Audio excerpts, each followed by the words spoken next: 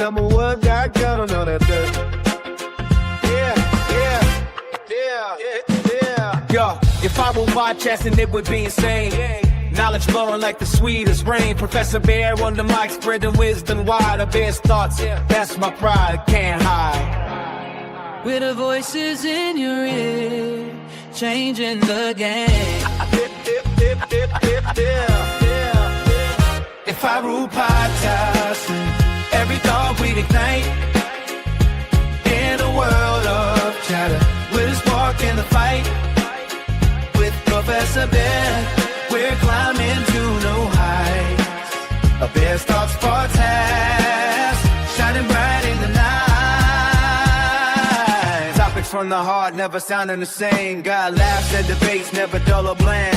From culture to tech, take you by the hand. Join the ride with us, feel the vibe expand. With every episode, we shine that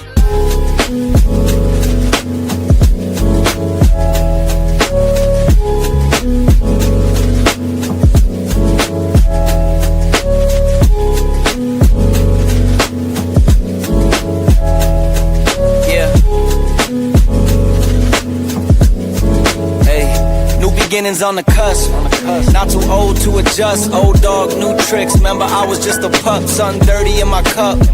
Clean soul. So tune in, don't miss what we got to share. If I rule podcasting, I spread the love everywhere.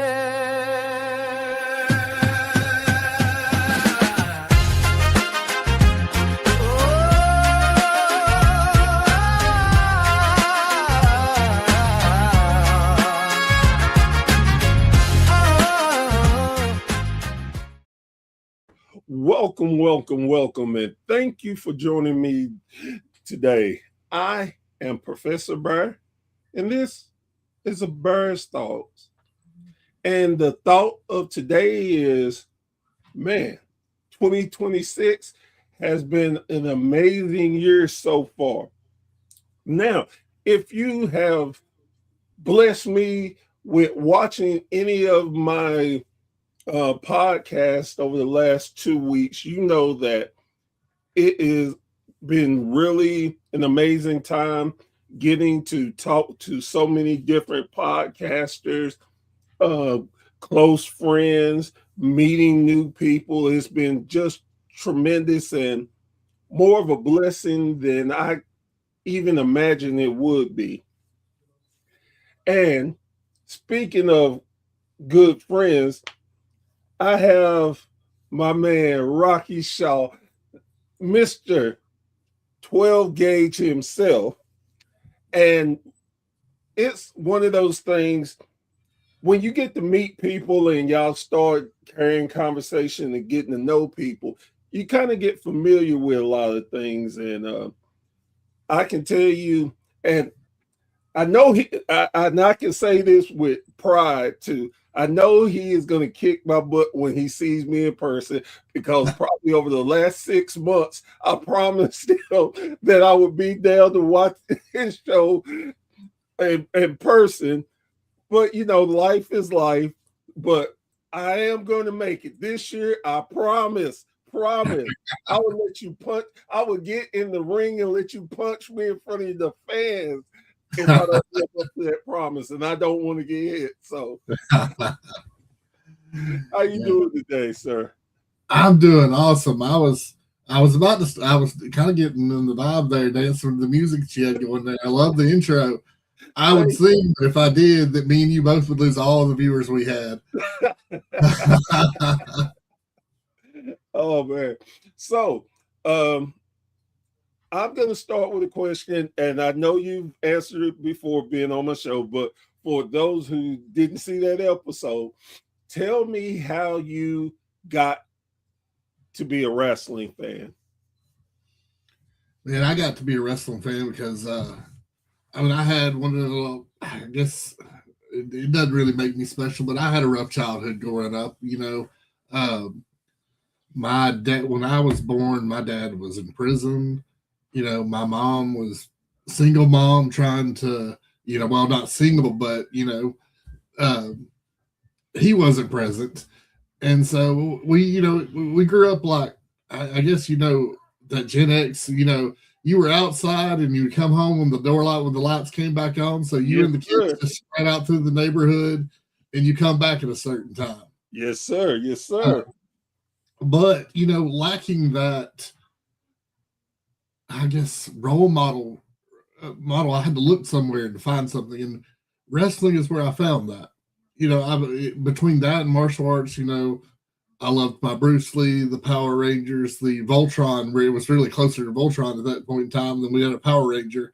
Yes. The Ninja Turtles, but pro wrestling was that passion that I found when, and I guess to remember, the first thing that I could remember seeing was Flair and Sting. I guess it was between that NWA, before WCW really started developing into WCW. It was more or less that NWA feud between them, and Sting was just breaking in. Right. And what cooler thing was that someone could still battle through all these adversities in life. Wrestling told that story that you had Flair and the Four Horsemen trying to stop Sting from coming around and making that impact, but he still did. And there's where that storytelling from me became, not knowing what I know now, it was a different time frame. It went from that to Hulk Hogan, but we really didn't know that much about the wrestlers' personalities and after effects, until now. We're at that stage in life where we know more than we did, but they all acted as those role models that gave us something to strive toward. And that kind of was my thing. I'm a dork at heart.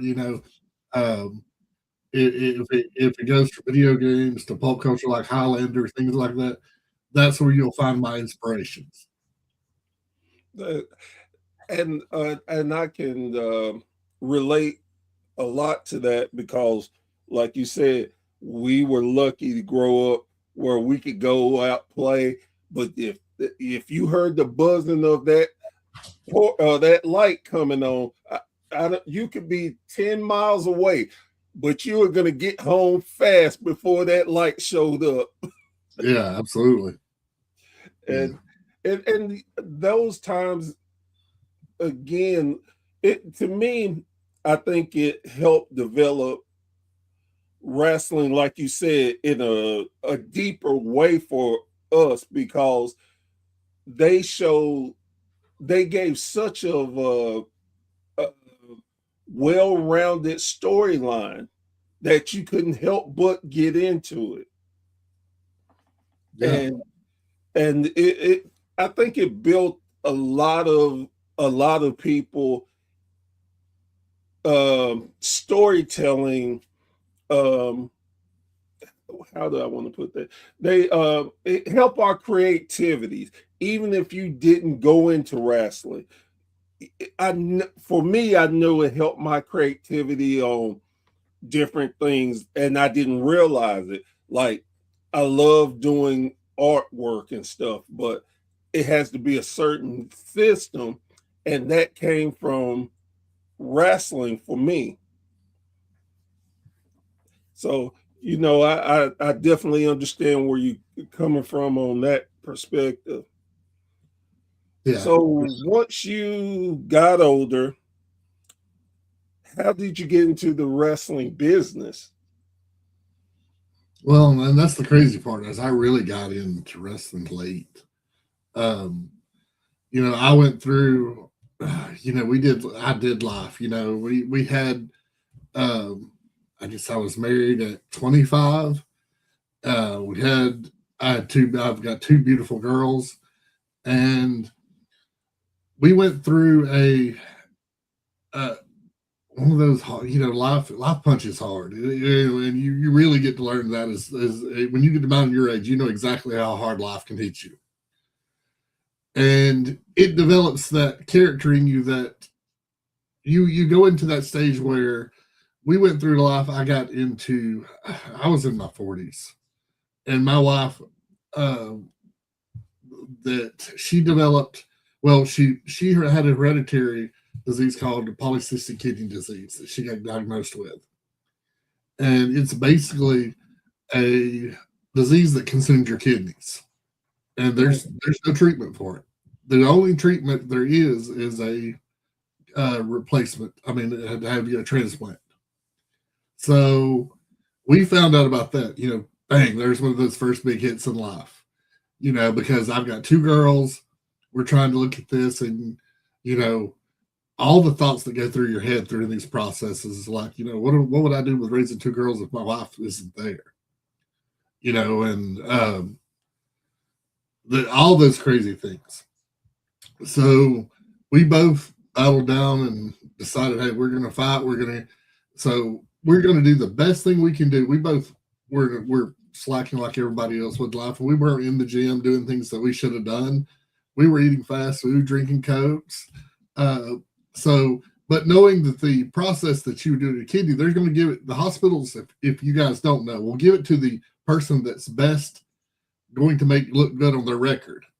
They don't give it to somebody that's going to still pass away because they didn't take care of it, because that looks bad on their long hard records. It's still as much as we say hospital's still a business, right? Yeah. So we decided, hey, we're going to eat right. We hit the gym. We started a keto diet, lost a lot of weight. And she was at that point, a fantastic candidate, and things were going well. We were at Chili's one day, phone rings. And they were like, hey, we've got a kidney, but you've got to be here on Thanksgiving. Like, we don't care. That is Thanksgiving, right? Right. We will be there, and just tell us what time we need to be there. So we go through all that. We get the kidney transplant done, spend a ton of time in the hospital. She went through a rejection process where they had to treat her for that. But we got there and got through that.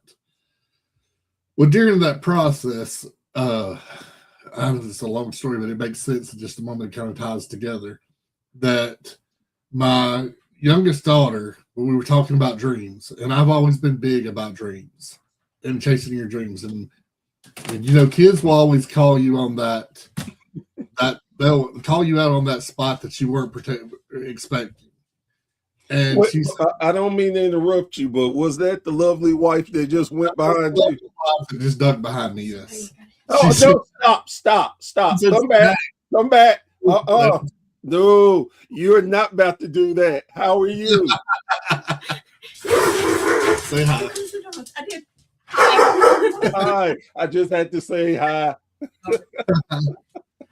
But so that being said, my youngest, Layla, said to me, Daddy, you said you always dreamed about being a wrestler. You told us to chase our dreams. She goes, why didn't you ever become a wrestler? And so that hit me hard. Like, I was like, wow. I guess I didn't pursue it because I heard, my parents and, we're just so great about, you're not going to be big enough to be a wrestler. You're not going to be strong enough. That's something that it's probably not really for you. Well, at that point, I was like, well, when my wife was like, you should try.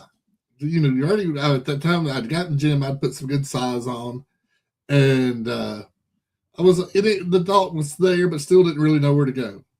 Then I had a friend in the gym that said, hey, I got a buddy and this was out of the blue, but, he says, that's looking for some guys to wrestle. Are you interested? And he goes, you'd be like great at this.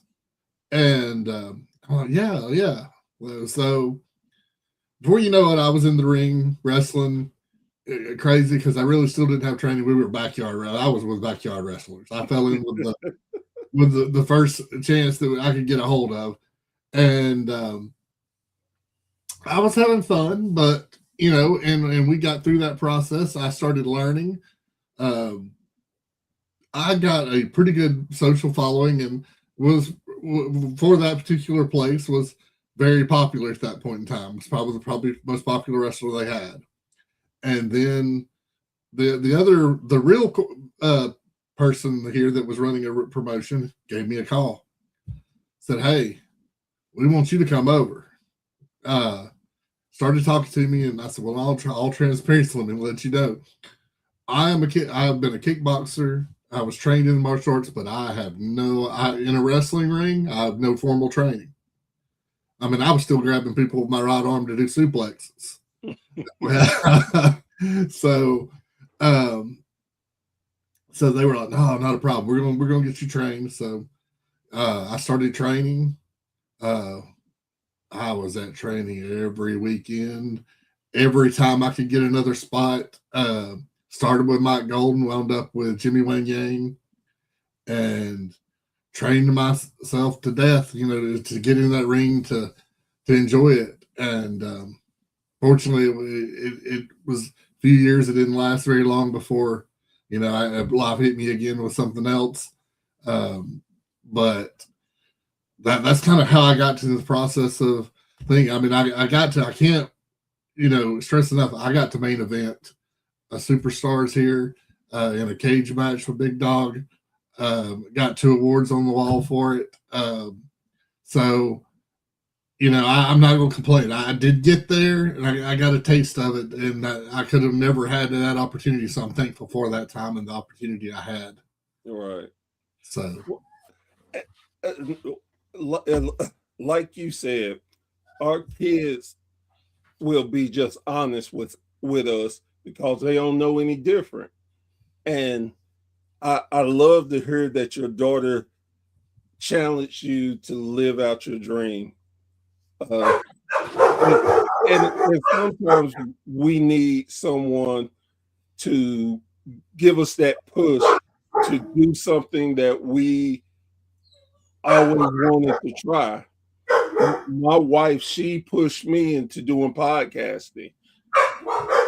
I just happened to see someone needing a host, and I thought, nah, I'm not that good. People don't want to listen. And my wife just called me out on basically on my bullshit. And I'm here now. So it's an amazing thing when God sends angels to help you, and you just don't know. So, with that, how did you go from being a wrestler to doing podcast? Well, that's great, Brett. I hope my dog's not coming through. I can hear them. They're raising Cain right now for some reason. But so I hope it's not bleeding through the podcast too bad. It is a little bit, but hey, we got birds. Look, we got birds. We love animals, so it's all good. So, so podcasting became, once I started doing it, especially when I was trying to. It's crazy. Wrestling is, and I know you know this, is one of the weirdest things. They're like, when you're training, they're like, it's your job to get yourself over. It's nobody's job but yourself. But when you start pushing yourself, and everybody was like, you're always trying to get yourself over. This is which is the craziest thing. There's no win policy in wrestling. Like you're either doing it right or you're doing it wrong. And most of the time, for everybody else, you're only doing it right. In your point of view, everybody else can tell you doing it wrong. Yep. And so you have to do what, to me, it comes down to what you find your fans like, and you've got to figure out what is your combination of that. And mine, for better or worse, you'll get from me is authenticity. I am what I say I am. My opinions, whether they're strong and you don't like them, they are what they are. And I don't sugarcoat things for people. Sometimes people really hate that about me because I'll say exactly what's on my mind. And, you know, but that's also what people love about me. The people that follow me, they know what Rocky Shaw says to them is his version of the truth, regardless of and I'm not going to give them something that I don't believe, and it's not going to come out of my mouth otherwise. So that started really, and people started saying, "Hey, we'd like to hear more of you talk about these things." And between her kidneys and my heart conditioning that came on later on, and my childhood and stuff, I've got a story of resiliency. I know how to get hit and get back up. So I've learned that's a gift that I can pass on to other people, that when they're down and they're hurting and they're like, I don't know what to do. But brother, I've been there. I know how it feels, but you can get back up and you'll be better because of it. And that's a message that, if I can't wrestle now, that's the message I'm going to relay to people. And then now I know what I know about wrestling too. So me being a promoter, I can get these young kids and say, come on, let's get in here and let's get you to where you want to go. If it's your dream, let's chase it together. And there is nothing, I tell all of my guys, we've got a young guy that's at DRP, fantastic talent. If you haven't got to see him yet, God, you got to watch this kid. And then BK Bennett, Rico Bravo. I don't know if any of these guys are ringing the bell to you right now. Rico, definitely. Yeah, they are great, talented kids that are chasing a dream. And I would like nothing better. I'm not with those friends. Oh, he left for me. I want a paycheck too because he was at work for me. I could care less about a paycheck. I just want to see this kid make it. And that's a win for me to see these people that I got to work with, that if I offered 1% something that helped them get to where they wanted to go, then I achieved my goal regardless. So I mean, I guess it's just being a voice. I've really learned. I've never been, I was really in high school alone and didn't talk to a lot of people. And so learning the version I am now of myself is not the version that I ever would have guessed at, to be honest. And I'm still adapting every day. I'm 46 now, and I hear people talk about, we're old. Maybe I'm old, but I'm still learning, and I still got a lot to do. There's no giving up in me. I've got, I'm like, well, let's see how far we're going to chase this podcast down the rabbit hole. We've got wrestling promotions to go. Just because I can't wrestle don't mean there's a lot of things that I still can't figure out to do. And so I'm here for, I guess, to keep all of my haters and super fans. I really call them my super fans. I'm here to give them a show, baby.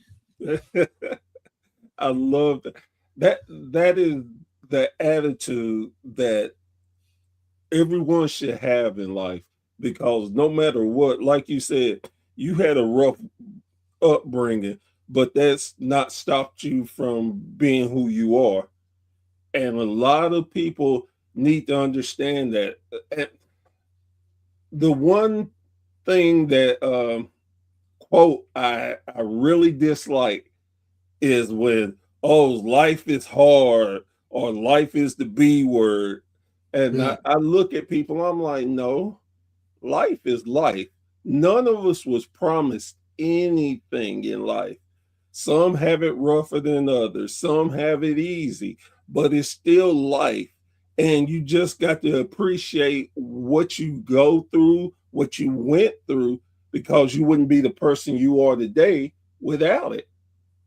Yeah, absolutely. We just did, and I recorded and released a little short earlier today that my subject matter was pain isn't your personality. Yeah, I saw it, and that is the perfect segue, because I'm so bad at this.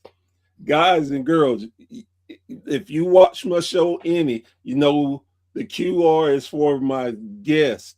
This will lead you to his YouTube page. Give it a like and check it out.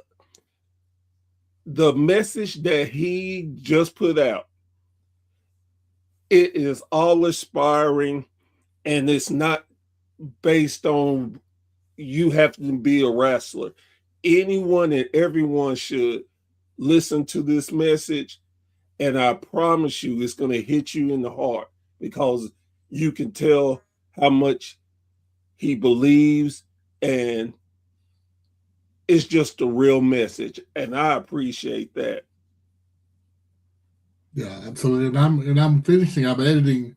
So I actually have a kind of a story of me telling about my reactions after that.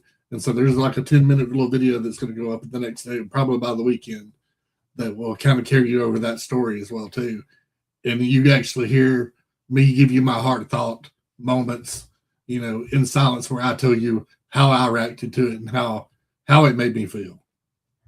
So, again, it's important that we're all people, we're all humans, and sometimes we just always see all the good side of, like, The Rock is this major star on TV, but he has his hard days too.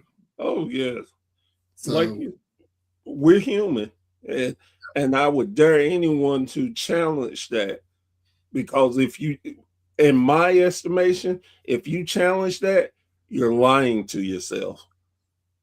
yeah, absolutely. So, I was going to ask you what makes your podcast different, but you've already touched on that. So, I will ask this: with your podcast, what is your major goal in doing your podcast? Well, I've really, this is kind of when you do a podcast, you kind of start shifting lanes at certain points in times of where you wind up going. I started off with the 12 gauge uncut, and it was focused all on wrestling, pretty much, in my opinions and things like that. And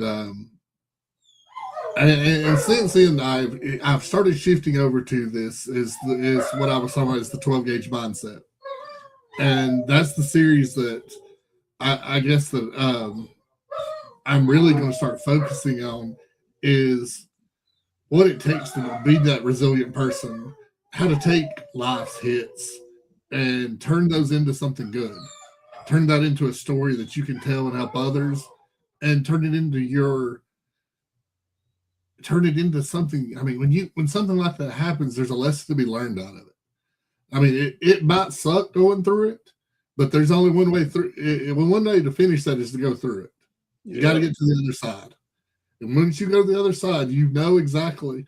And here's the hard thing: is you know what these are. And most of these things in life, once you go through the other side, if it happens again, you know what to do. It's not the same tragedy or the same thing that you had the first time. And brother, it's so good if you got somebody that can walk through with you that says, "Hey, I've been there." I mean, to me, to inspire people to do things like that and to be able to offer them what I went through. And I'm going to do it in that way that it's just me. I'm not a motivational speaker per se. I am a hard rules. Like, when I say resilient, I'm going to give you that unsugarcoated version of, if someone says, I'm fat and I don't know what to do, well, put the Twinkie down, baby. Get up and and get that bottle of water and go walk tomorrow. Start somewhere. We can all sit belly aching and expect things to get better. And that's me. That's my authentic self, and so some people don't like it, but that's okay, because we're not all for everybody. That is so true. And I think the fact of the matter is, and I think you said it perfectly, sometimes it just takes a person to tell you their story, and make them look deep into themselves to have to challenge whatever they're dealing with. And sometimes you can get the greatest message from a complete stranger and it can change your life. And Yeah. that's what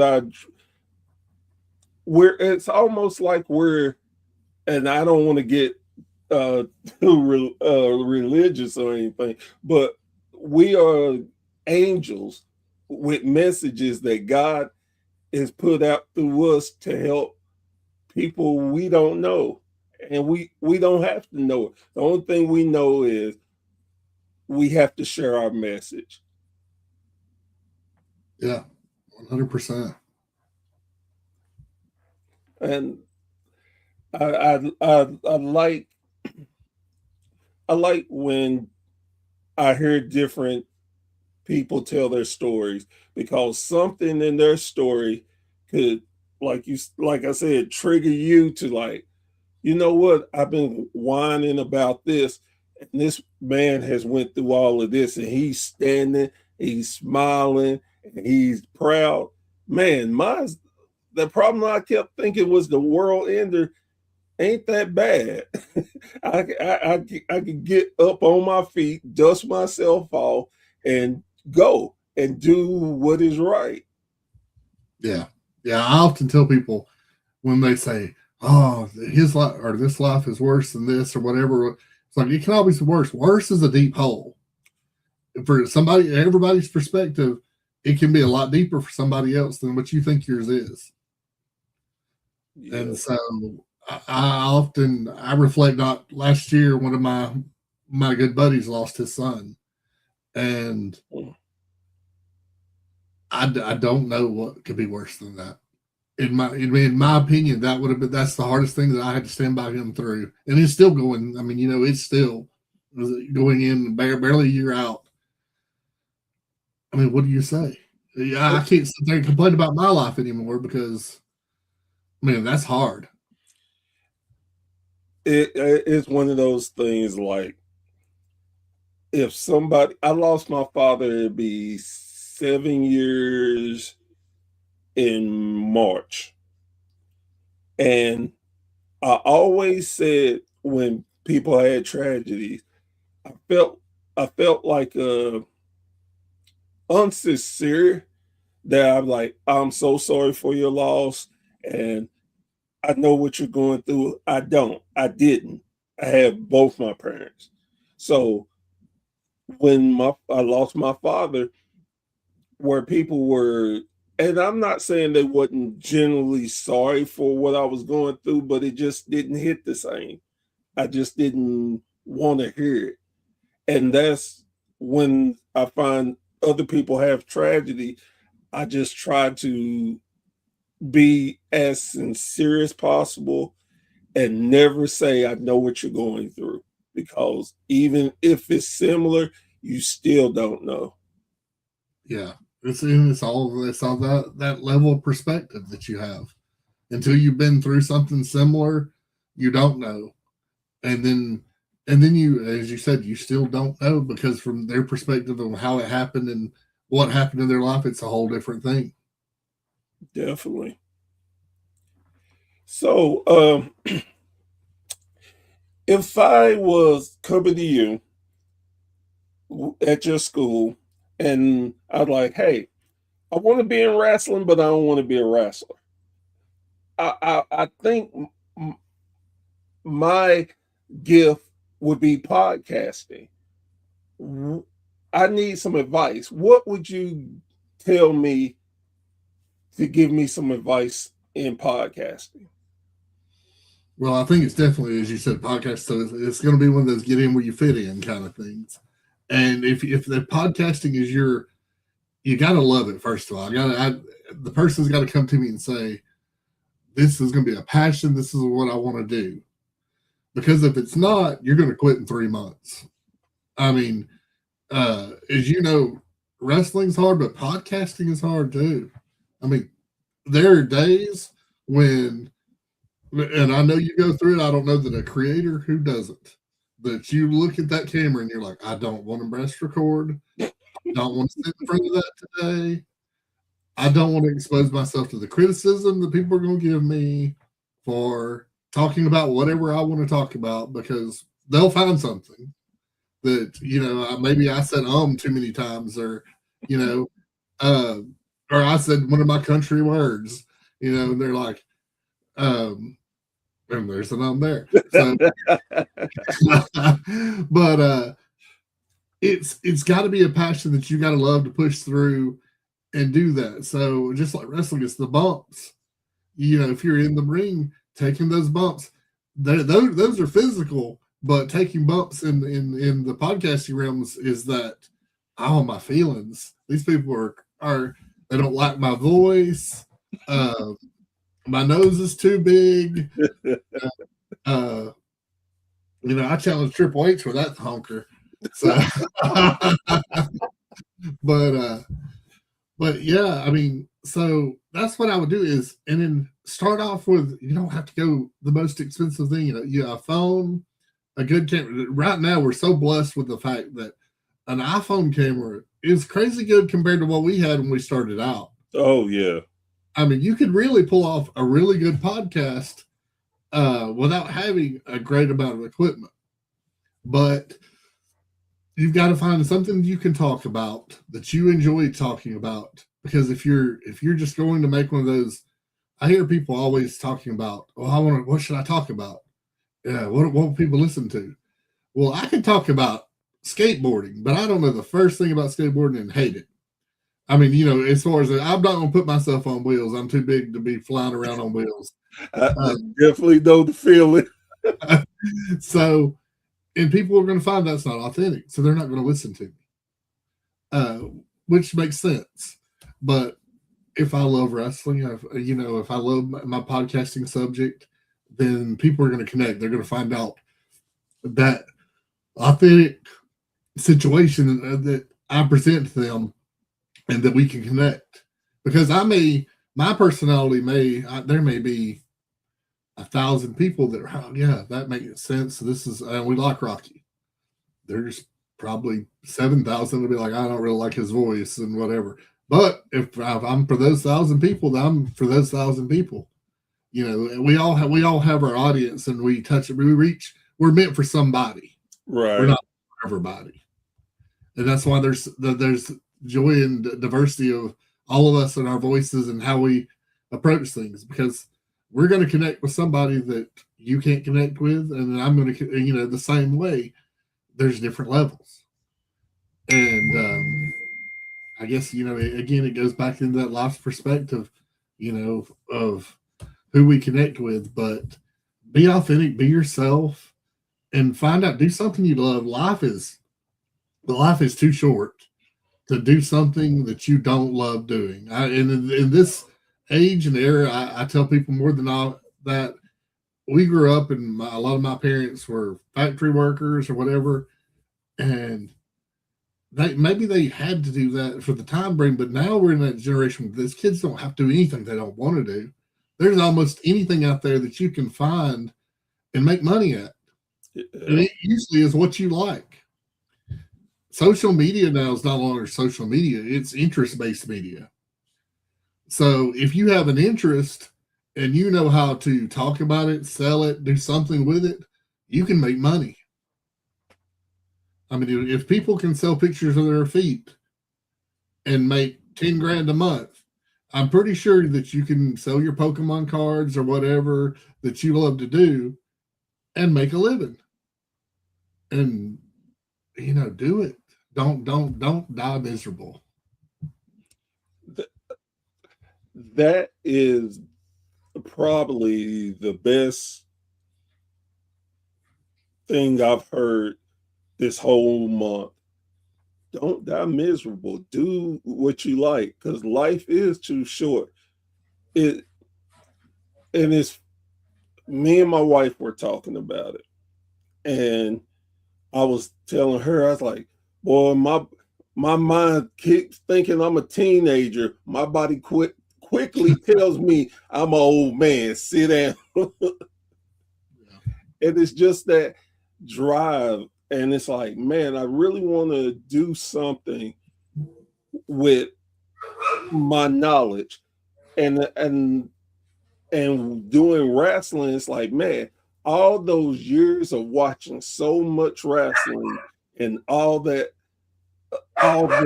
facts and stuff I know, it's like, man, I actually can say it now. People want to hear it. One of the craziest things happened to me was I had a wrestler run up on me telling me he was a fan of mine. I was blown away by that. I still to this day, I don't think it's real. It's like, I got to be dreaming. I got to be dreaming. I've had so many blessings and I have fun with my podcast. Like you said, doing this podcasting appreciation month, I've got myself so overbooked, but I continue to, like, as soon as that camera come on, oh, I feel that energy. I feed off of my guests. I have fun learning about them. And an important part to me too is letting people know what we go through to bring them entertainment. It's not easy when you work a full-time job, you doing this and that, but you put that love of being a podcaster and talking about the sport we love, we make a way.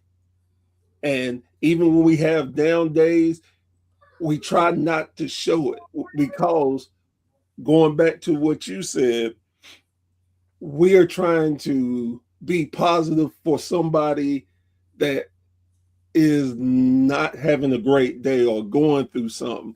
Give them a whole different perspective so they can, at least for a little while, put it out their mind and enjoy something. Yeah, absolutely. So many people think that we get on here and they love to hear their voice. That's why they talk on here. You know how I know you do. You know how weird it is to hear your own voice when you go to play this thing back. I tell people all the time, I rarely listen back to a podcast I do because I hate hearing my voice. I hate it. See, I go back through and go through the editing process, and especially when I'm putting a YouTube video together, and I'm like, I catch everything that I say wrong. If I don't pronounce something right, right now I'll tell you that I've done this 3 or 4 times. I'm wondering if there's too much bass or boom in my mic right now. I was like, does it sound like I'm just too booming there? Like there's too much punch? And so I take away every little thing, and that's just human nature, I guess. Is I am that perfectionist to myself. Like my standards are always higher for myself than I could think I could ever probably achieve. Yeah, I truly understand that. It's like, we beat ourselves up unnecessarily. But the thing that that drives me is when people actually like, hey, Professor Bear, how are you? Man, I like your show. And that's like, I think to myself, wow, that's amazing. I had one of those things. So I went, I don't know if you're familiar with Braden Toon, but he does a show. He did a show in, I can't remember what part of Alabama that we went to. It was a 5-hour drive for me. So by the way, I love Braden Toon because he needed someone to do video and sound. So I without realizing before I agreed to where this was in Alabama, I agreed to it for him. And then I found out when me and my wife were like, this was 5 hours of a drive. And we got there and we did a show. And I said, well, what are you going to do? Like, if you walk around the ring, this will distract you. I'm 5 hours away in Alabama. They don't know who I am. And I was like, I'll throw my hat on. And, and I didn't have the 12-gauge hat on. I put another hat on. And I said, they won't know who I am. I start round in the corner over there. And the dude goes, Rocky, 12-gauge.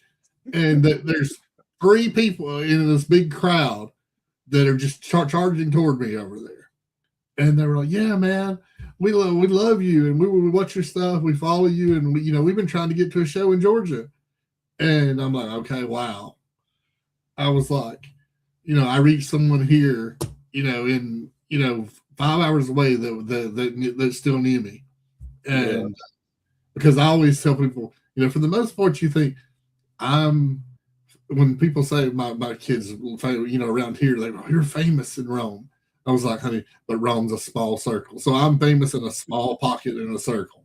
I was like, it's not that big of a deal. Right. But it is to them sometimes. My daughters absolutely hate walking in somewhere and someone fanning out over their dad. That ruins their entire day. I definitely can understand that. My kids are older, so if it happens, they get it. And like, see there, I told you, you get people knowing you. I told you, and it's one of those blessings that is definitely not lost on me, and I always appreciate and make sure that whatever they want and I can do, I make sure I do for them. Yeah. So, what? Oh man, what is the craziest thing that's happened to you trying to do a podcast? Like something just out the blue.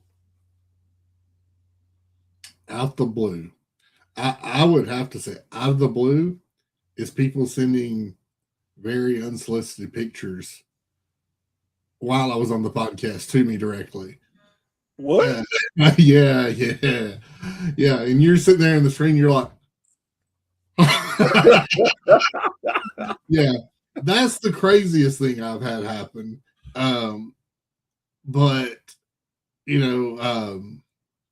I learned to be very selective on whose pictures, especially, or if it's not someone that I know on Facebook that sends me something, that I do not open, especially on the podcast. For a while I was setting up thing where like people popped up, I'd be able to click and it'd show up on the screen. Right. They were sending. And I was like, this is a horrible idea now. Like I could be totally surprised and be canceled on the next show. Right. But yeah, I mean, and some people don't understand this distinction between, your own persona and I guess, and your connections. And to some reason, and all of it's different. They need a different connection and they perceive it to be different than, your connection with yourself online than what is probably appropriate for most people. But some of us don't have those separations and barriers that some of us do. Right. Like basically if I'm and I've not had this happen to me, knock on wood, but if I'm with my wife and we're doing something, again, I don't mind recognizing you and speaking, but recognize if I'm with my wife, then make it short. And it made me understand what wrestlers can go through. It blew my mind when I got into a small beef with someone and it was all over a misunderstanding that it wasn't a misunderstanding for me. I was nice to them. I wasn't rude, but they took it the wrong way and boy, did they go off. Yeah. And we got it straight and no bad blood from that. But just one little disagreement, just that person lost their mind. Yeah, absolutely. Well, and I think in wrestling that happens the same way. And I'm not going to mention any names here, but you're going to know exactly what I'm talking about when I say this. Is there is another Facebook conglomerate that loves to hate Rocky Shaw, and and they have for the longest posted the most bullying things like that, and even for other wrestlers' perspectives. And I'm seeing it recently that I've really stood up to it. And I saw a post that they were retracting a lot of that back and trying to be more positive. And hey, I'm a forgiveful person. If you can turn it around, baby, and be more positive and not bully people, I'll forgive and forget quickly. Because nothing for me was personal, but wrestling could be so much misunderstanding. And one of those things is sometimes people don't come to you and tell you what it is. They just go through and carry a grudge and or throwing mud at you, and you don't have any idea why. And so I'm one of those people. If you think I did you wrong, let's talk it out. Tell me give me the opportunity to we may not be able to fix it, but I'm not 99% of the time we can. Right.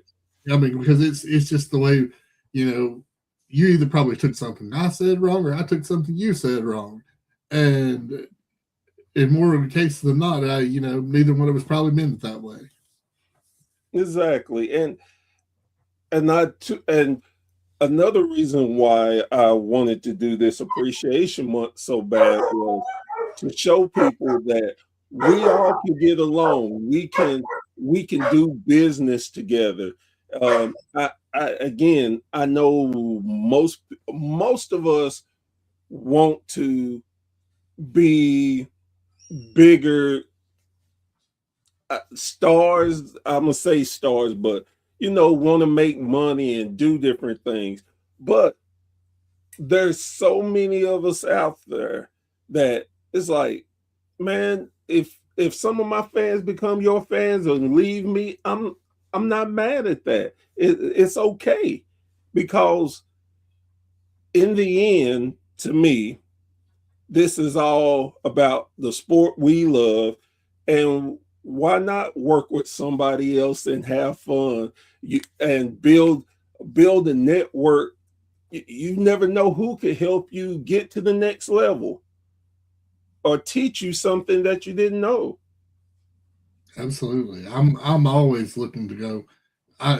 That's the one thing and I mentioned earlier is I love learning. Like, if you can teach me something that you're doing new, and then I'm going to take notes. I mean, don't think when I don't see your background, your QR codes and everything that my brain's programming and thinking, analyzing every single thing. And it's always good to do that. I mean, to learn from everybody's, the software they use, the video we use, and share information. Exactly. So, yeah, man, never limit yourself to learning and leveling up. Definitely. And it is funny to me. Couple of things that at my age of 52, I never would have had on my bingo card. I never would have been popular in the wrestling podcast. Never would have thought that. Never would have thought that I could pick up my phone and have wrestlers that I used to watch on TV phone numbers and can call them and have a great conversation with them. I never thought that I could go to a wrestling event and walk in, wrestlers see me. I could legitimately go to the back with the boys and girls and talk there, but it's like, okay, I'm not going to do that because I respect it. It's like a space that's like, okay, I afterwards we could talk out here. I don't feel comfortable because I hadn't earned that right, and Yeah. I'm so respectful. If I'm not going to say that every guest loved me or I didn't rub them the wrong way, but there are not many who will tell you that they had a bad experience with me, because I try to be very respectful to each and every one of my guests. And then don't let it be a legend. I got a chance to talk to Ron Fuller. how can you be nothing but respectful to him and his family for what they done for the sport that we all love? Yeah. Sometimes it amazes me on how people look at things. I'm a big believer in respect. I want respect, so I'm going to give you respect. And I would think it would be the way around. Who who wants to deal with people who are rude and just that negative energy? I just don't want to deal with it. So I try to be upbeat, have fun, be knowledgeable, and BS about some wrestling. Yeah, yeah, absolutely. Well, and something I'll leave with you that I thought about today while we were talking is when you have those people, really embrace the fact and be proud that they don't like you for something, because here's what it is they hate what they hate in you is missing in them. And that's exactly it. If you look at it that way, that they are resentful for something you have in you, and that's what rubs them the wrong way. And so, I love that. Honestly, I'd never thought about it in that aspect. Because I always look at me, I'm just a 52-year-old guy who gets to talk about wrestling. What's so special about me?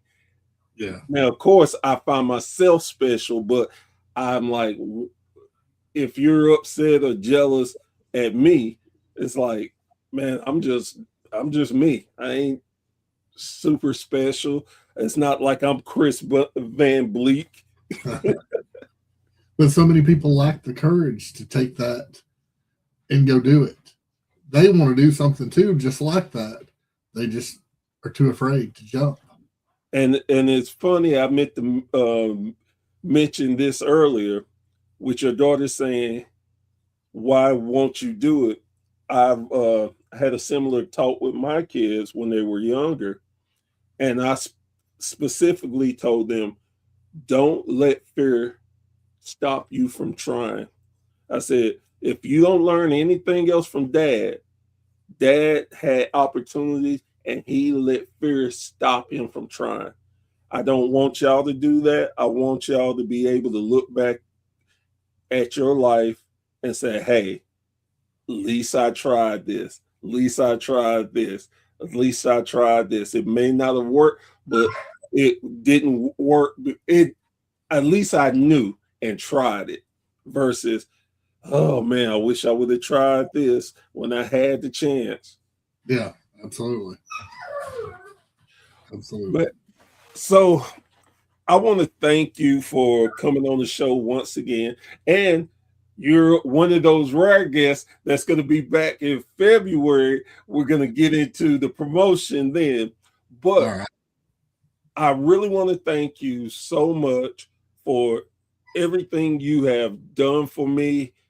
Man, I remember when I was trying to get on different shows to promote, you were so nice. You let me on.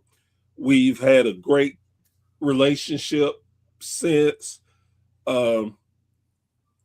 I believe in giving people flowers because I believe that too many people get flowers after they're gone. They can't enjoy their flowers, they can't smell them. I believe in giving people their just due while they can enjoy it. You have been such an amazing person. Your promotion has been doing some fantastic things. I won't even mention the fact that you started a site and you and they caught me out the blue. You're like, hey, I need you. Come on, be on this site. Help me manage it. I really, really appreciated that. And I thought to myself, he really understands what I've been doing, what I've tried to do, and he has faith in me that if people need help, I will be there. So Yeah, again, I want to thank you. I want to give you your flowers. I want you to know that not only your fans and me, but everybody appreciates you and what you're doing. well, thank you. I appreciate all you guys more than I could ever tell you. It's no problem. You earned it. And like I said, even, and I won't go into any details, but you'll know what I'm talking about. Even when we had a hard conversation, you never got upset. You understood where I was coming from. And after all was said and done, we got back to business like nothing happened. Yeah, absolutely. And again, a lot of people would have not did the same. I know it from the bottom of my heart they wouldn't. That just speaks on the character you are, the character that you have, and just your genuine good nature. Yeah. Thank you. Man.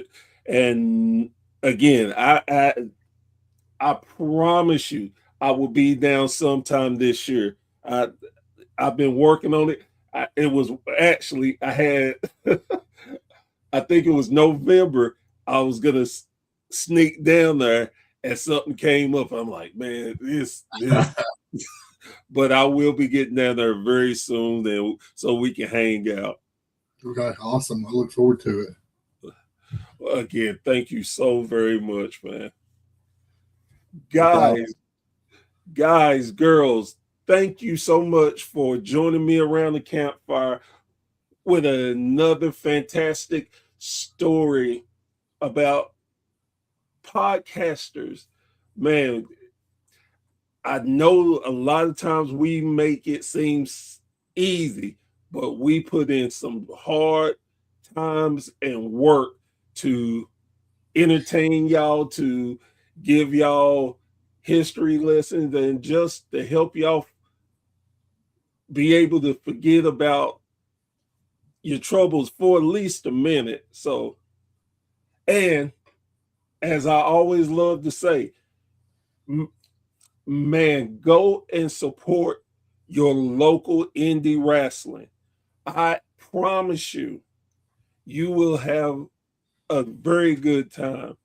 I'm not saying that indies are better. I'm not saying the bigger promotions are better. What I am saying, though, is indie wrestling has a different buzz and take on wrestling that I is family oriented, that your kids will have memories that last a lifetime. And unlike the bigger companies, you can actually talk to the wrestlers and meet them and get to know them. So why not? The Why not chocolate. support them?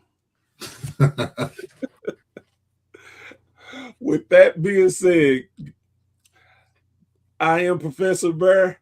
This has been a Bear's Thought, and we will catch you again around the campfire with another amazing conversation. Y'all take care. 12 gauge out.